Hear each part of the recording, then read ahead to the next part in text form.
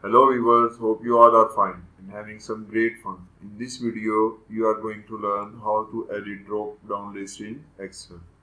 So we have already created a drop-down list. Here you can see by taking first 5 names from this name column, and now we will edit this and we will add remaining 5 names of this column. So to edit drop-down list, first go in Data tab. And here you can see data validation, and by selecting list in allowed drop down, you can see here is the data range given in source.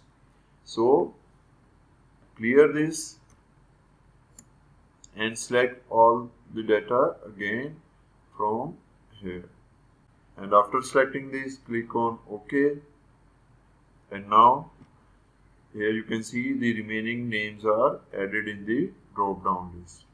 So this is how you can edit drop down list in Excel. In the end, if this video has helped you, please like and share this video and subscribe our channel. Thank you.